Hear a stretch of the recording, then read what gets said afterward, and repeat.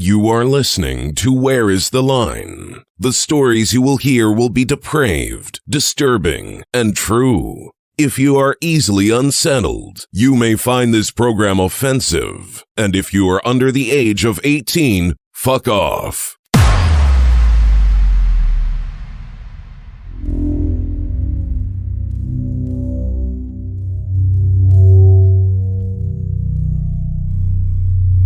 You found some really cool information on the internet, and you want to put it in your research project, huh?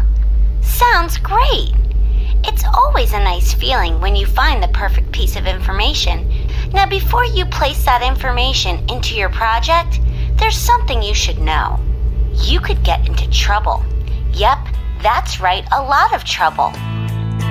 Everybody drinking blood, everybody eating brains. Some monster party. Everybody eating flesh, everybody breaking bones. Some monster party. Thank you for listening to episode 37 of Where is the Line? My name is Kevin. With me today, as this is your fourth week in a row? I believe so. Fourth week in a row? Made it. Well, fourth episode, right? Fourth episode in a row. Or maybe third. And this is a third. Whatever, Robin's here. Hey, Robin. I'm here. Also with us is someone who, if you have ever left a review for our show, you know who this person is. Yay. All the way from California, from Hollywood crime scene, Rachel Fisher. Hi. Say something disturbing, Rachel. The flap method. The flap method. When you hear the phrase, the flap method, honk your horn. Thank you so much for being here, Rachel. I'm very happy to be here. I'm a listener of Where's the Line. That's so exciting. I'm not just a guest host. I'm also a listener. That was, when you mentioned us on your show, and I'm going to confess, I didn't know who you guys were at the time. It's okay. We're not like huge or whatever. Well, I mean, you are huge. You're like the third most famous person I've ever spoken to. Right behind third most. Right behind Sid Haig and Gary Busey. Nice. Wait, you've talked to Gary Busey? I admonished Gary Busey briefly. Wow. Third famous person besides Gary Busey. I'm so sorry. Anyway, and I just wake up one day and our podcast gets like no listeners, and then one day all of a sudden, just like we hadn't even released an episode and we had like 3 times as many listeners as usual. I'm like, what the fuck happened? The next day, we start getting these reviews. Heard about you guys on Hollywood crime scene, and that trend has continued and continued and continued. I don't know if you've seen our reviews, but literally every one of them. And now it's gotten to the point where people who didn't come to the show because of Hollywood crime scene, when they leave a review, they say, "I'm not here from Hollywood crime scene." Oh man. Well, I'm really happy that our listeners like you guys and like they crossed over to your podcast, because I really do think, we share a lot of the same sort of morbid interests, and I really like your sense of humor. I don't know. It was one of those shows that didn't take me a long time to like get to know the podcast host. I sort of just like really liked you right off the bat, like everything about your show. Oh, I loved it. You. And you know what? And I've enjoyed all of your co-hosts that you've had over the past year and a half. How long have you had this show? A couple of years. It's a good show. April was 2 years. Well, it's an interesting concept because there's a ton of true crime podcasts. And, if you're a true crime fan or you're a horror fan, it doesn't matter how much content there is. It's great to just have that much content out there. It's nice to have that. And there's something for everyone. But I like that the twist on your show was it wasn't all necessarily crimes. I liked specifically, I think about the guy who got fused to the toilet seat. Yeah. Or the girl. Yeah. Or the woman who got, she had a husband, right? Yeah. Pam. He was a real piece of shit. Yeah. Yeah. Jerking off for the neighbors and things. Yeah. Yeah. But like, where else am I going to hear that story? Nowhere. Before we get into the show, we want to mention our patrons. Our new patrons are Emily from Pennsylvania, Tracy Natalie Roberts, Jenny Fears. I know her. She's actually from living in Cottondale right now. Good old Cottondale, We had some Alabama. weird times together. Molly from the Femdom episode. Yay! If you've been listening for a while, Molly Yay, Molly. is a patron now. I love Molly so much. We talked for like 6 hours that day for that episode, and I had to like edit it down to 45 minutes. Was that the one where you did the thing with your feet? No, that wasn't when I got my toe sucked, which Oh my I didn't God. care for. That was an exhilarating episode. I could feel your disgust. Yeah, I don't like even thinking about it. Like, there's a couple of episodes that I won't listen to anymore. And that's one of them. That's one of them. I don't want to relive that. Skip. But anyway, thank you, Molly, for it's becoming a patron. It's absolutely unnecessary. But get in touch with me, Molly. You and your boy. We had a great conversation that day.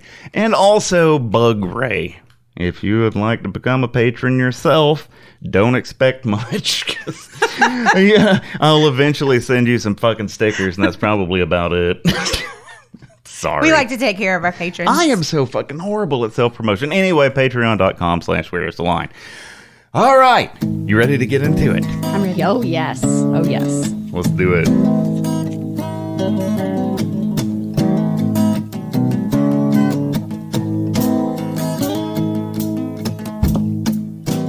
As a consumer of macabre and grotesque media, you, the listener, may believe yourself to be already acquainted with the story of Robert Liston. Thousands of websites, podcasts, and even peer-reviewed academic journals and publications have recounted the fantastic story of an operation performed by Robert Liston, which resulted in the deaths of not only his patient, but also of his surgical assistant, and also a bystander.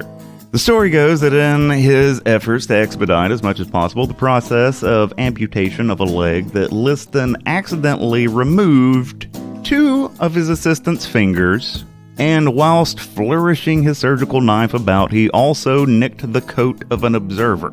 The patient died on the operating table. The man whose coat was slashed died of a heart attack on the spot, and the assistant died sometime later after the remaining stumps of his fingers became gangrenous. Over the past several weeks, I have seen and heard this story recounted hundreds of times, each telling, inevitably concluding with the clever summation that this was the only surgery in recorded history with a 300% mortality rate. If that's the story you stopped by to hear, you're about to be disappointed. That disappointment stemming from the fact that the aforementioned and often repeated story of surgical buffoonery never fucking happened. What? Robert Liston was, however, an extremely interesting character and one whose true story is filled not only with blood and questionable ethics in those agonizing years before anesthesia, but also with accomplishment and achievement. So, how did everyone except me get this story so terribly fucking wrong? How do I know that everyone but me is wrong? Who really was Robert Liston, and what might it have been like to go under his knife? That's what we're talking about today. Medicine in the Age of Agony and the redemption of Robert Liston. When we're going to tell a story, like I like to get on the internet and, and see the rundown of the story, just the Wikipedia-esque bird's eye view of it. But then I like to get into like the primary sources. And by primary sources, I mean accounts of the tales that happened during the lifetime of the person that we're talking about, newspapers and things, like letters back and forth from people. I've had this folder for Robert Liston and my ideas of shows for fucking ever. I finally decided to do it.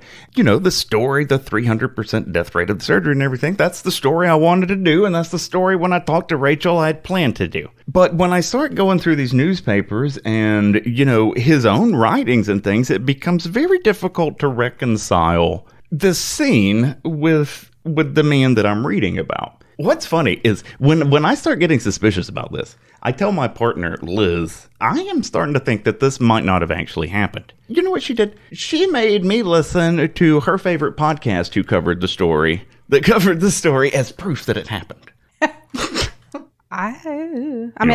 There are lots, like I said, one of the people that talked about the 300% mortality rate was a doctor. Yeah. So it's yeah, no, we're getting there. I know we're getting there. We're getting there to how I know this. I know you're not believing me yet, but we're moving along. I mean, what if this episode becomes like a history making? It fucking should. Kevin Halbrook has cracked this fucking case. How old is this? When did this happen? Sounds like 1800s. Yeah, late 1800s. 18. Okay, so this is like 150 years old or whatever. Yeah, and so I start getting suspicious of this, and I start looking for the oldest mention of this, because there's nothing about this in the newspapers. You know, there's these journals that the hospitals are putting out. The hospital that Liston works in puts out a journal. Nothing about this. And so I'm getting suspicious, so I start looking for the oldest mention of this that I can find, and the first mention of it I can find goes to this book that came out in 1983 called Great Medical Disasters. This is like BuzzFeed before fucking BuzzFeed. You know, it's like a top 10 list of like funny shit that has happened in medicine. Right. Okay, so that is the first time that I can find that story ever being printed. I'm not done yet. No, I know, I can see it in your face. You still don't believe me, but it's you're not that I don't to. believe you. I'm just like, how did this happen? And I'm thinking like... I'm about to tell you. I know how it happened. I know how the whole fucking thing went down now. And I'm so excited. I can't wait. So...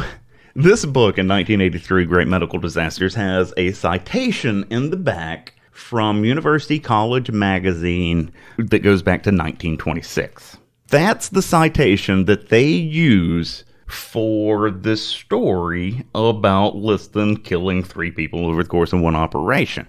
That article is really fucking hard to get because it apparently only exists in one place, which is the Wellcome Library in England. Mm-hmm. And I got a copy of it. Guess what's not fucking in it? That goddamn story's not in it. Seriously. So did this book just make that up out of thin air? Yep. You're kidding. Nope. And the book is not even what pisses me off. I'm not even angry at this author. Here's what pisses me off about this is while I'm looking up shit for this story, before I get to this suspicion, I'm pulling people's dissertations and master's theses that have that fucking citation and that tell that fucking story. And that's from where they probably pulled it from somebody else using it? What happened was the author of Great Medical Disasters made that story up, gave this bogus citation for it, probably knowing that motherfucker is goddamn difficult to find. And people who want to write papers and things on Robert Liston probably tried to find that source and couldn't do it. And they can't list Great Medical Disasters in their dissertation as a source. That doesn't even sound like a primary source. Yeah, no. So they pulled the citation out of the back of the book, put it in their dissertations, master's theses and shit. And then from then on, anybody who's trying to look at this shit for their website or anything, I don't blame them for pulling up peer-reviewed medical journals. Respected peer-reviewed medical journals have this fucking story and that fucking citation in it, and the story ain't in there. Huh. Wow. Is the author still around? If I'd had more time, I was going to try to find him.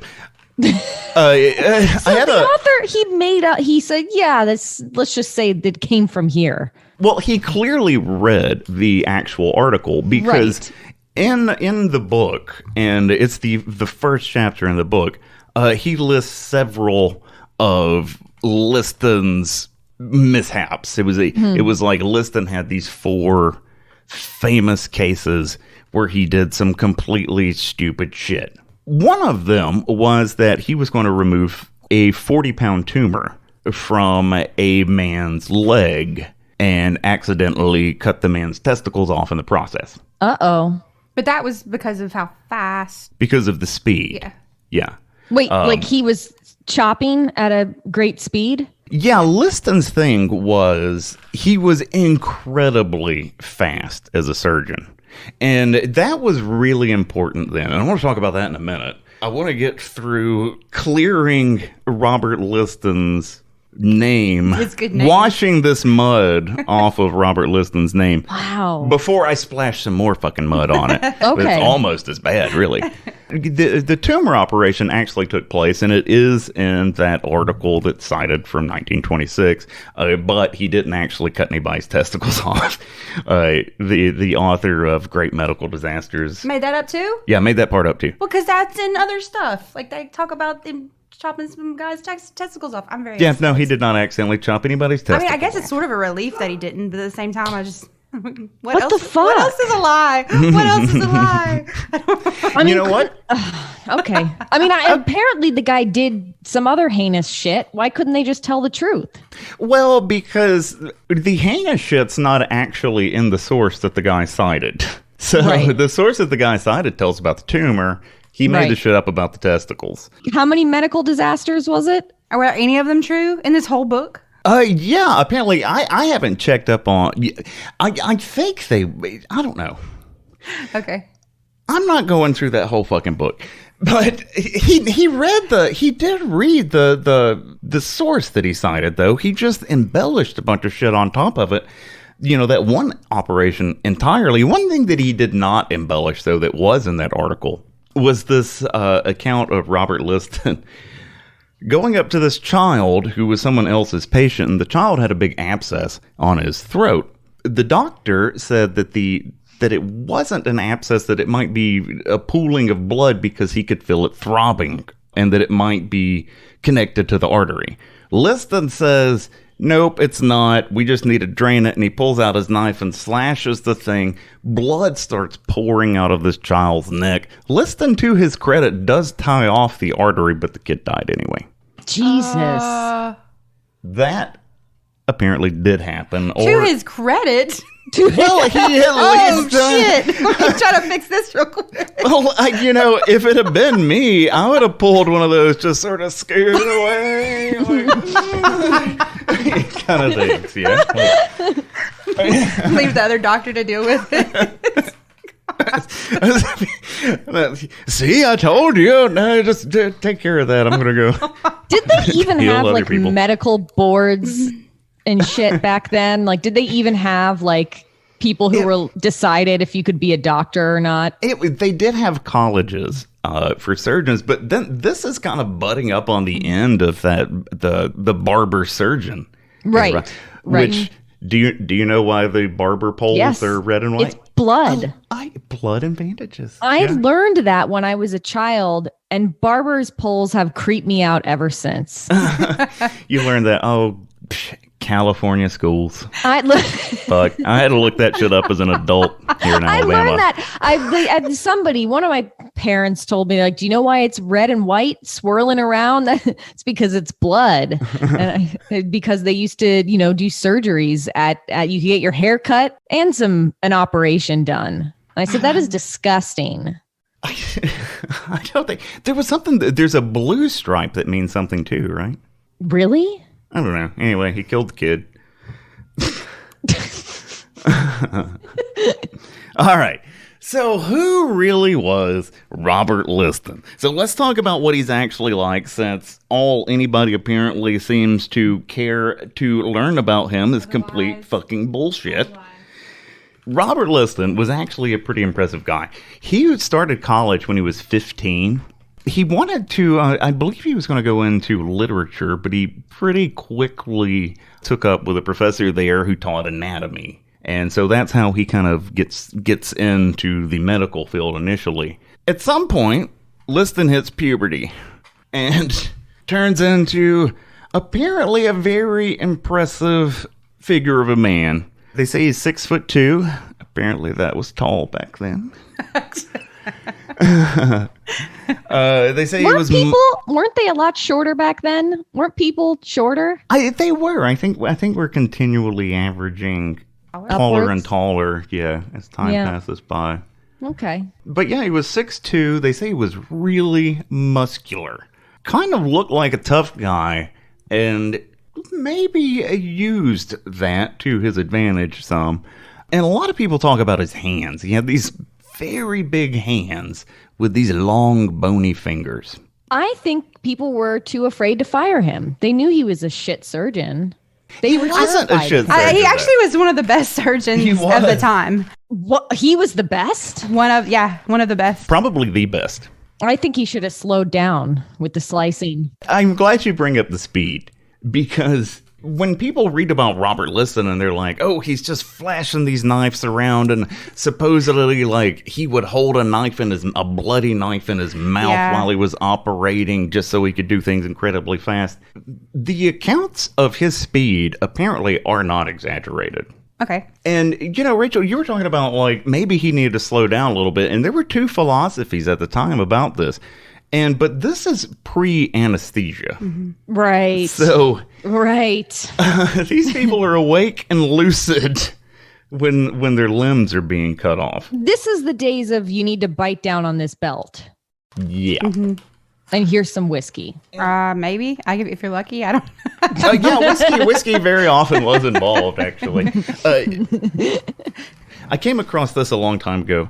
This actually isn't from the era. It's from a book called The Surgeon's Mate, Military and Domestic Surgery. It came out in 1639. Whoa. But it's really interesting because it was written by a doctor aboard a ship, and he recounts all of these stories of, well, mostly STDs, but also like surgeries and shit. And and the reason I wanted to bring that up is that he describes amputation. He's writing to fellow professionals, or, I guess this would have been barber surgeons. Anyway, he's talking about amputation, and he's trying to get across to people how awful this really is. And he writes this description, which I just love. It's one of my favorite things. John Woodall, he wrote, quote, "If you be constrained to use your saw, let first your patient be well informed of the imminent danger of death by the use thereof. Prescribe him no certainty of life, and let the work be done with his own free will and request, and not otherwise. Let him prepare his soul as a ready sacrifice to the Lord by earnest prayers, craving mercy and help unfeignedly. And forget thou not also thy duties in that kind, to crave mercy and help from the Almighty, and to crave it heartily. For it is no small presumption to dismember the image of God." Oh. Wow. It's hard to imagine what it would be like to have an amputation back then. No, thank you. I don't want to imagine it. No. Yeah, this was well, you're about to, because I'm about to describe it in graphic fucking detail. Fine. Since everything I've learned is a lie, something said that at that time when Liston was practicing, that surgeons had a 50-50. You had probably it was a 50% chance either way, that you would 50% live, 50% die. So is that true? Yeah, somewhere around that. Okay. Liston's actual survival rates were amongst the best of his contemporaries. Yes. Wow. I did read that too. I mean, just the idea, like the first person who decided, we're going to have to cut you open and dig in there and rearrange some stuff, maybe cut out some stuff. That's a horrific thought. Oh, absolutely. I mean, especially in pre-anesthesia days. Mm-hmm. And so you can imagine if you're someone who needs a very serious operation, like an amputation, or at the time, a fucking kidney stone, I'd almost rather have my... You know how they did that? If they were really big? Yeah, if they were really big and you couldn't pass them. Poked a hole in your taint and dug it out with your fingers. No. Yep. Oh, yeah, I've got a very graphic account of that, but I'm not getting into that one. No. But Liston was incredibly fast, and that's why he got this reputation among people. His reputation was kind of double-sided. He was known to be sort of a dick, very short with people, not an especially good teacher, even though he apparently taught throughout almost his whole life. Everybody said he was terrible at it. He was a professor, was he not? Yeah. Okay, but he was bad at it? Yeah, apparently so. And I never really got a feel for how bad he was at it until I started reading some of his obituaries that people were writing, some of his, in memoriam. Mm-hmm. And, they're saying all these great things about him, blah, blah, blah. But they always have to include, a lot of people didn't like him because of his shortness, Like his bedside manner?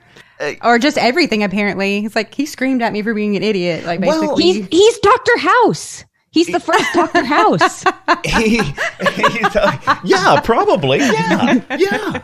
He's like a hot doctor with very unorthodox methods. And he's a dick, but you go to him because he's real good. Yeah, exactly. You suck it up. I hadn't really put the house. But yeah, that's, nice, I'm reading it and I was kind of seeing House in my mind. Like a giant, tall version of House. And if you don't do it his way, then you're wrong. Right. Yeah, and actually, very often he was right. So when he said, my way's the right way and your way's the wrong way, he didn't pull any fucking punches about it. He told you and then called you a fucking idiot for doing it the wrong way. Wow. And he also, when he was first getting started, he was an assistant, so he wasn't really allowed to do a lot of operations there in the hospital. So he was doing them kind of on the side, going to people's houses and things. You can do that? Yeah, this wasn't that unusual at the time. Wow, okay. But he's doing things his own way. And he's having, in a lot of cases, better results than they're having in the hospital. And that starts rubbing the hospital heads the wrong way. Of course. And so they tell Liston he has to stop doing this shit. Liston says, fuck you guys. I'm helping people. And he, to all of his bosses, he said, and his bosses are surgeons. So these people are all doing the same kind of shit. He said about them, many poor creatures have been sacrificed in consequence of the ignorance, carelessness, and self-sufficiency even of scientific professors who have either despised or neglected the study of surgical anatomy, the consideration of the casualties which may arise during the various operations, and the due education of their fingers. He's upset because he doesn't feel that the heads of the hospital have studied anatomy as much as he has. And this shit about the fingers. He's real goddamn cocky about his hands. And he is, everybody makes a big deal about this man's hands. And he gets this big head about his hands, I feel. And he writes, at one point, he writes this thing that he's arguing that people should stop using tourniquets when they amputate. And I feel like he knows good and well that most people can't do the shit that he's fucking describing here. So he says that people need to stop using tourniquets. So the idea is most people, when they are going to saw off your leg, they put a tourniquet up above where they're going to saw so you don't bleed to death. Liston wrote that the tourniquet, in my opinion, is of no use and in many cases worse than useless. I have repeatedly compressed both the femoral and humeral arteries with the fingers of one hand, whilst with the other I removed the limb. Wow. And with the loss of much less blood than if I had followed the ordinary mode. So he's just boasting here. That his hands are so powerful. Like. He's like, I can squeeze that artery with my hand. Oh, yeah. Like he's talking about clamping off two arteries with one hand while he doing the other, like, saws the leg off with the other one. And apparently he could actually do this. There's so many descriptions of people, because this was the time when they would have operations in the theaters. You know, I feel like there's a name for that I'm not remembering. It's like some kind of auditorium. I was watching that show, The Nick, recently. I started watching that recently. I only watched the first episode, but I mean, it's like, it takes place in 1900. So around the same time. Yeah. And they were in an auditorium. It was for a live audience. And if the patient dies on the table, it's like everyone just saw some dude die. And you got to explain, like, well, I fucked this one up. But there was a lot of blood. It was gnarly. There was a lot of blood. There's a lot about that show. I think a lot of that show is based on Liston. Because Liston eventually got interested in rhinoplasty of the nose. So Liston is into it with his bosses at the hospital. He's performing these surgeries anyway.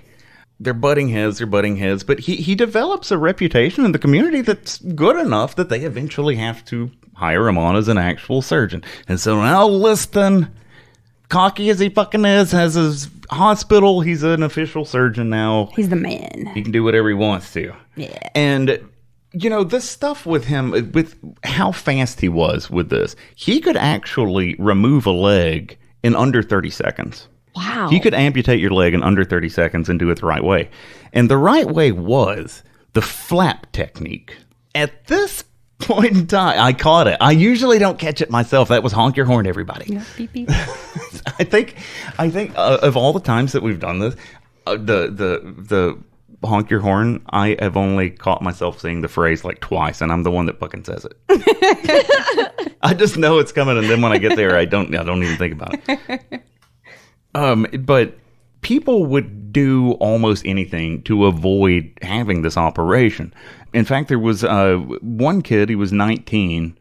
He had necrosis of the femur on his leg for at least 3 years. So it was rotting. His leg was literally rotting. But if you go to get it amputated, your chances of surviving that are not 50-50. Yeah, they're kind of, 50-50, maybe a little bit better than that. But with someone like him, and they described this kid's leg, he had necrosis of the femur for some years, attended with great enlargement of the thigh, and numerous openings through which matters of different kinds poured out. This kid has a giant fucking leg with holes in it and shit's just seeping out of it. That's how bad your shit has to get before you go in and get an operation. And they're, and this is 18 whatever. They're probably packing this thing at home with full of herbs and weird salves and stuff, and they don't know what to do. Yeah, exactly. And they've tried everything before they're going to amputate. Yeah, that's the salves and the compresses of herbs and things. Liston did not care for any of that. He liked a very clean dressing. Pour water over it, maybe. Change the bandages daily. Don't make this fucking stupid mud concoction and cake it all over the wound and make it fester, which is what everybody else was doing. At this time, there was this argument over which amputation method was the best, the circular technique or the flap technique. The circular technique was a lot simpler, kind of, on the surface. So I'm going to talk about a leg amputation at the thigh. So if you were going to amputate someone's leg at the thigh with a circle technique, you literally carve a circle all the way around the leg. You're putting the knife into the bone, going all the way around. Then you have to peel some of that skin back. And so they're sliding both sides of the leg. So they're sliding the bottom part down, top part up. Kind of like, what would you describe that as? Like you're pulling the meat off the bone. Yeah, like you're pulling the meat off the bone. You're pulling the meat off the bone. Sliding it down the bone. And then you got to crack the bone. Yeah, and then you got to saw the bone. And then you release the top part and it kind of just heals over. The problem with that circular technique is there's not a lot of skin left around where the bone was cut, and sometimes people would actually end up with the bone kind of eventually going through the skin because the layer of skin was very thin. So it wasn't unusual for people to have kind of sort of rotten bones sticking out of the bottom of their leg. The flap technique, which is what Liston always used and what he was a huge proponent of, was instead of making just a big circle, you made kind of a Pac-Man mouth. Okay. I'm trying to describe this for people who just listen. Like a duck bill. You made one curved incision on the top of the leg, which connected with another curved incision on the bottom. Okay. Does that make sense to you? Yes. So I'm thinking of like the front of the thigh. You carve like a little flap, like an upside down or like a smiley. Yeah. Yeah, like you carve a smiley face, like a half circle. Yeah. Something like that. And you do that on both sides, and they connect, and you pull both of those flaps back. The patient is awake at this point. While they're getting their skin peeled back. So right now, at the point where we're peeling the skin back, if this were being done by Robert Liston, we would be about 15 seconds into the operation at this point. He would have both of those incisions made all the way down to the bone because he used a big knife. Other surgeons used little scalpels. He said that was fucking cruel to use a little scalpel for this kind of operation. You want to get it done quick. So... how many seconds did I say? 15? Yeah, we were 15 in. About 15 seconds in. He's got both of these flaps made. His assistant is pulling these flaps back, and so there's exposed bone. He saws through the bone. The leg drops into a bucket of sawdust, and only 30 seconds has gone by. It took me a fuck longer to describe it than it actually took him to do it. Now, when he's pulling the flaps back, there's still meat on the flaps, right? Oh, yeah. Yeah. It's not just the skin. It's the meat, it's the skin and the flesh that he's pulling back. Oh, yeah. Yeah. Okay. The meat, everything down to the bone is being really kind of ripped back because you got to rip that off. Yeah. But yeah, both of those flaps are ripped back to expose the bone. He cuts through that. That part of the operation, he could usually get done in under 30 seconds, which is kind of a misnomer because people say he could perform amputations in under 30 seconds, but that's just the first part. That's getting the leg off. Right. After that, you've got to tie up all these arteries and things. And the thing about the flap technique, I was talking about before, a lot of times there wouldn't be enough skin to cover the bone. With the flap technique, that's not a problem. Yeah. Because you just pull those flaps over the bone, put a couple of sutures in there, and it's going to heal up, and you're going to have a nice little rounded stump. I have a picture of it. Oh, yeah, that's what I imagined. Yeah. So did he come up with this technique, or was he just like, I think this is the better of the two that everybody uses? He believed he was the better of the two. I don't think he actually came up with it. But his speed was such that when you hear people describing it, you have to imagine that it's like when you see people play guitar solos, just like incredibly fast. It's a muscle memory thing for him. But also, he was incredibly clever, too. So this speed is one part of what made him a really good surgeon. But the other thing is he was a very intelligent man, and he was very good at thinking on his feet, which is something, even today in the operating room, shit happens, and people don't know what to do. They've never seen it before, and even more so back then. And you've got someone screaming fucking bloody murder the whole time it happens. Well, half of the time. At some point, they typically go into shock and just start mumbling. But in the beginning, screaming at the top of their lungs. But yeah, he was super clever. There was one surgery where they had cut through a bone, and the bone apparently had started bleeding. Oh, no. Yeah, and they couldn't stop it. And Liston took one of his knives and nicked a piece off of the operating table and stuck it in the bone and knocked it in there, and the bleeding stopped. Wow. Quick thinking. This sounds horrific. There is no anesthesia. I cannot get over that part that until, relatively recently, people were just lucid. Yeah, it's... Right, I wish I could think of another. I need to get the fucking thesaurus and looking for another word for unimaginable. So I can stop saying it's unimaginably horrible. In this time frame, was surgery considered the solution to a lot of things that maybe didn't need surgery? There were several unscrupulous surgeons of the time who were always looking for a reason to operate. And Liston called a lot of them out. Okay. He was not about that. He believed that if you were going to cut into somebody, it needed to be the last resort. So the kid that came in with the leg with holes in it, squirting different kinds of fluid. I'm just thinking of water toys or something, just walking in with... Yeah, get rid of that thing. It's a lost cause. That's about where Liston thought you needed to be before you went to the doctor. We can't go back from this. But if I'm living in those days, that's the kind of surgeon I want. I don't want someone who's like, yeah, sure, for fun, we'll just go in there and see what we can pull out. I don't want that kind of surgeon now. So definitely. No. It'll be fine.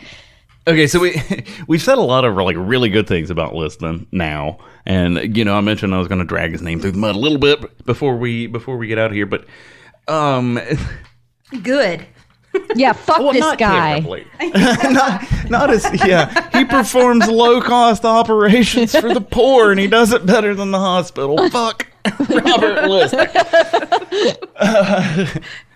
But he, there was this child in London when Liston was around there that had hydrocephalus, which is the giant head baby thing. Most people don't survive that very long. Some people can live 10 years, maybe. Is this like you're born with it, or it happens when you're a baby? You're born with it, and it progressively gets worse and worse. And people's heads really, if you've never seen a picture of a hydrocephalic baby, you either should or shouldn't look one up, depending on, I you know, think the your first mood, time I I ever guess. heard about one, people called them water babies. Waterhead. That was waterhead. Yeah, I think that's the same thing. But there was a kid with hydrocephalus there, and he didn't live very long. He died when he was still very young. But Liston was really, really interested in this kid. And this is around the time of the resurrectionists. Do you know about the resurrectionists? Tell us, Kevin, tell us. Around this time, surgeons really wanted to be able to work on cadavers, but the problem was that the only ones that they had access to yes, okay, yes, were criminals who had faced the death penalty. Those were the only bodies that surgeons could work on. So what ends up happening is some people start going around grave robbing and selling them to the different hospitals. Eventually, there's a famous couple who decided to take a shortcut and killed about 16 people and just sold them. But anyway, that's not what we're talking about. So Liston has this huge interest in this baby with hydrocephalus. The family does not want to give the child to him. They want the child to have a proper burial. The child's body goes missing. Dun, dun, dun. Shortly thereafter, Liston publishes a book with a very suspicious wood etching in it that is of the skeleton of a child with hydrocephalus. Not suspicious at all. Yeah, so, you know, I mean, it's circumstantial, but... So are we saying like they think that Liston paid some people to maybe get this... To rob this grave of a child. It is suspected. Okay. Because clearly this wood etching that he has of this child with hydrocephalus is not based on, you know, somebody's recounting. It is very detailed. Would they have not wanted to give the body to science because then the baby would not go to heaven? Would that have been the, like, reasoning for... I don't know. Maybe they just didn't want their baby all chopped up. Maybe. Yeah, some people, you know, have different opinions about, obviously, and still today, like what to do with the body after death. And I would imagine nobody would want their loved one's grave robbed. Did he put it back? Do we think he put it back? No, I don't think that the child's remains were ever found. Oh, so it was confirmed they were missing. Oh, yeah, the remains absolutely were missing. And then he published this thing. So it wasn't like... And then he publishes this book that yeah. has a very detailed picture of a skeleton, a very unique skeleton. And he had been previously very interested in this child. Yes, I believe he even asked the parents if he could have, like, the specimen after the child died, you know. Right. They said no, dude. Hey, this is pretty major, though. It says that the family even... I guess maybe the family had some money? Because it says that they engaged trustworthy watchers for the grave to try to keep people from taking the body, and it didn't work. It still came up missing. Yeah, they had people watch. Yeah, because the child with hydrocephalus, that's a big story back then. I mean, people were going to freak shows and shit back then. Everybody was just fucking awful in those days. Right. But yeah, it was a big deal to have this baby with this enormous, strange head. So it was kind of a locally famous thing. So when he died... they knew somebody was going to try to dig that up, so they posted people out there to try to keep watch. And then one night, a couple of guys come by in a carriage. They tell the cemetery caretaker that they're waiting on a package. And they leave, and the package arrives. The two guys come back and leave. The next morning, the body's gone. Wow. Yeah. So I ain't saying it's Robert Liston, but it's Robert Liston. Well, I mean, they're saying that it was probably Robert Liston, too. Well, yeah. I think we can put the pieces together. Yeah. So that brings us up to the end of the Age of Agony, which is when anesthesia finally makes its way into the medical field. The guy who discovered this was actually very similarly named Dr. Lister. Okay. Lister was a much slower surgeon than who are the fuck we're talking about? What's this goddamn Liston? It would take him usually a couple of minutes before the leg fell into the sawdust. Loser. There's got to be a better way. There has. That's what he said. Ether. Ether is the better way. That's what happened. He was like, fuck this Liston guy and his speed. He wants to take his sweet ass time. Song. Yeah, which if the patient is asleep is a good idea. Mm-hmm. Great idea. Yeah, if they're awake and screaming and trying to kick you off of them, you got to get your shit done quick. Yeah. So this story comes out that Lister has performed a surgery with the use of ether. The patient felt no pain and slept through the whole thing. Liston is suspicious of this. And it's said, like, Liston's actual claim to fame, what his actual claim to fame should be, the true thing, is that he was the first person in England to use anesthesia in an operation. That's probably true, but it might not be. So there was actually a dentist who was a friend of Liston's who claimed that he performed a tooth extraction with the ether. And then he went and told Liston. He was like, this shit actually works. And then Liston says, this is another bullshit. It's like that guy that said he could mesmerize people and they wouldn't. It's just horse shit. It's fucking snake oil. This shit's everywhere. And the dentist leaves. Liston had actually read something in a paper that morning about it. And as soon as this guy leaves, Liston's like, nah, we might try this when we eventually. As soon as that guy leaves, Liston darts out the fucking door, goes to the pharmacy, gets some ether, runs up to the hospital, finds a guy that needs a leg cut off. Okay, but to be fair, a tooth extraction versus getting your leg cut off, like, yeah. You know. Yeah, but it's always put as though, you know, this is the first time anybody's ever seen anybody in England go under like this. And so, but yeah, somebody might have got a tooth pulled with ether before Liston actually did a serious operation with So it. do we even get to know the name of the patients that had this experience, or is it just like the doctors that conducted the operation? If you care to know, it's in one of these. Okay. I just was like, you know, all these doctors are like, I did it first. And it's like, yeah, I'm the person you tested the shit on. Like, Well, you know, I'd like a little credit, please. even when the patients died, the doctors tended to still brag about it. Because there's a lot of accounts in these papers of doctors being like, the surgery was a complete success. The patient died 3 or 4 days later. It was really about the friends we made along the way. Yeah.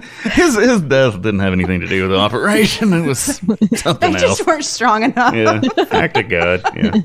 The operation was perfect. The blame really should be on the patient who died. What a weenie. So he goes to the hospital with his ether. He's going to amputate this guy's leg. Before he comes into the room, they're going to try the ether out because nobody's, you know, really none of these people have seen this. This is still, a lot of people are really doubtful that this is going to be a real fucking thing.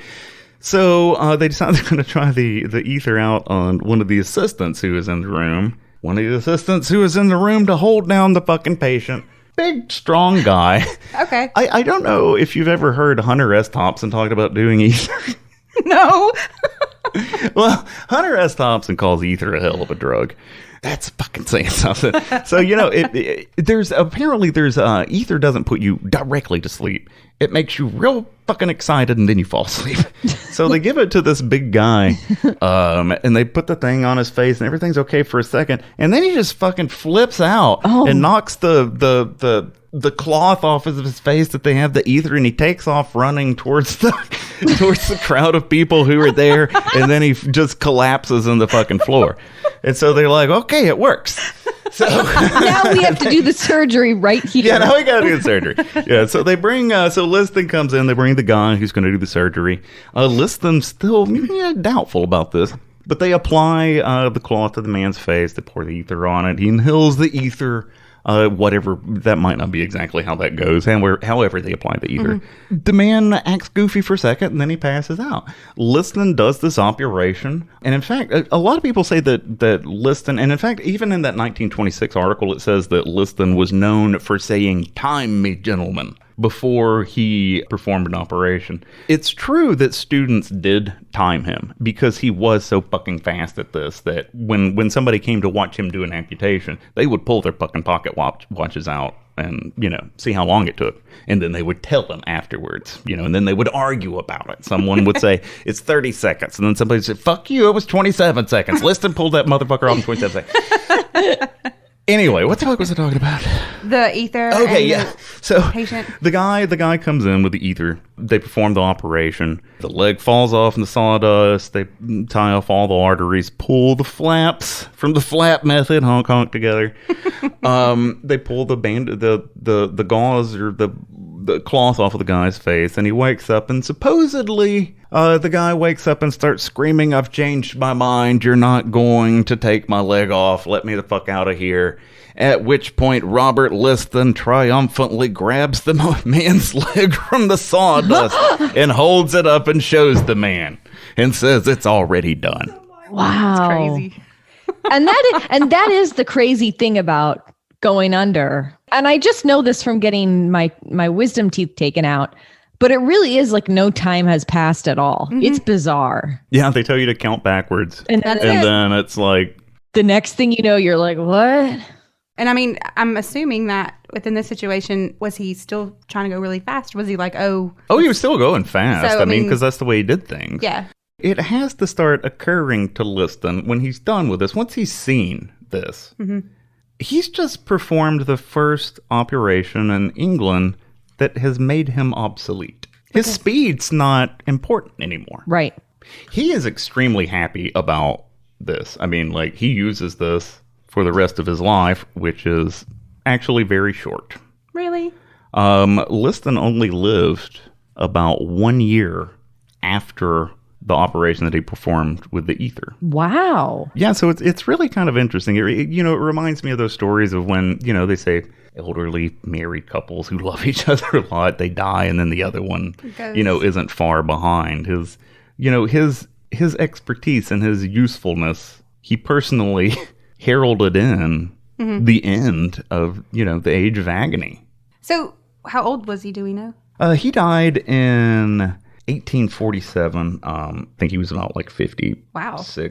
He died of an aneurysm. Okay. It burst, and he vomited, I believe it was 10, 15 ounces of blood, something like that, before he fell over and died. At his funeral, a lot of people reported at his funeral that thousands of people came out, and that most of them were actually former patients of his, people whose lives he had saved, Thousands of people. Yeah. But here we are on Where is the Line, restoring this man's good name, except for the grave robbing. Yeah.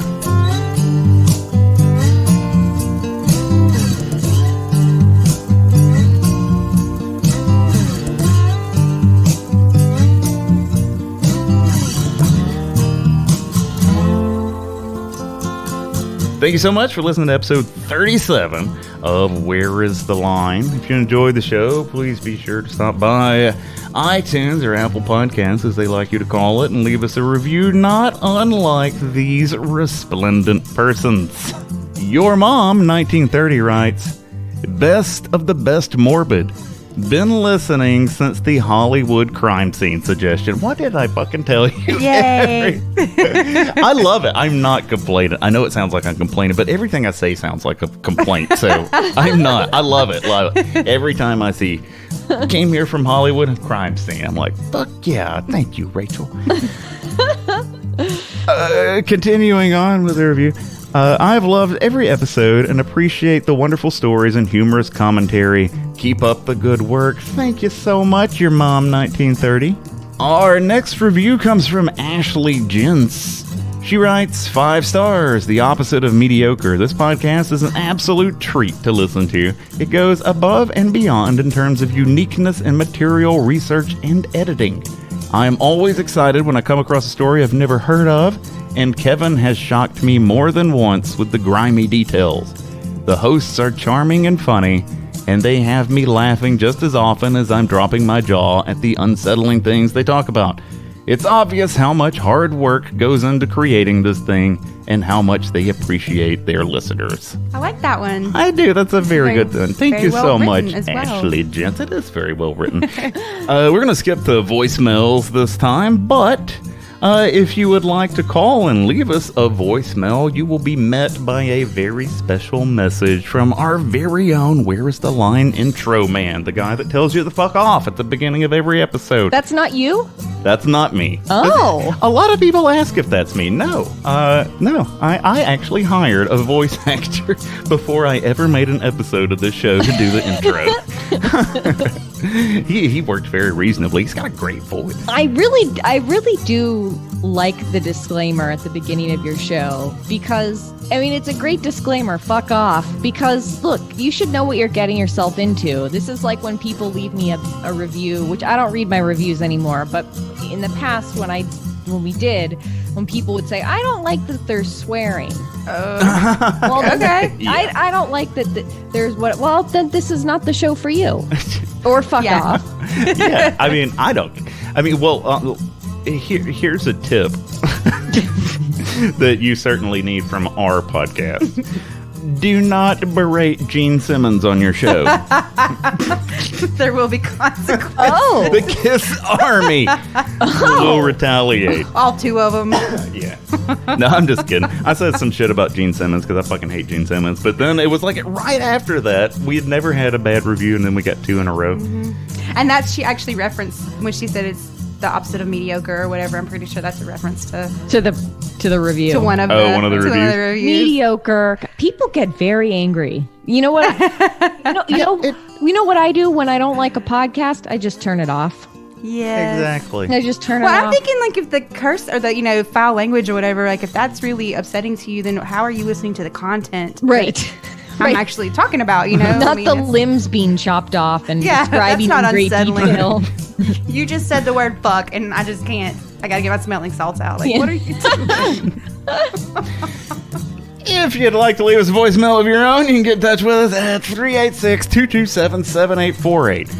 What does it spell? Do you know what it spells, Rachel? Butts? No! I don't know. What does it spell, Robin? Dumb ass tit. Dumbass tit. Spell out dumbass tit on your telephone dial to hear a special message made just for you by the Where Is the Line intro man. Yeah, that telephone number, that wasn't necessarily purposeful. I was determined to have a phone number that spelled something out, but I didn't want to pay for it.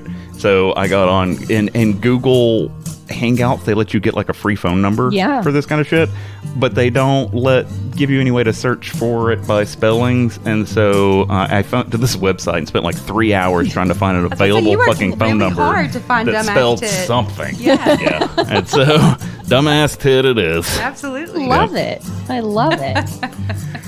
Well, thank you all so much for listening. Thank you so much, Rachel. Like, Thank you. I owe you such a debt of gratitude for, I mean, as like somebody that makes a podcast, you want people to listen to it. Of course. And nobody listened until you said something about it, and so thank you very much. Well, thank you for having me. Like I said, I love this show. It's been entertaining me for a long time, and I was nervous coming on here because I didn't want to screw up your show because I love the show so much.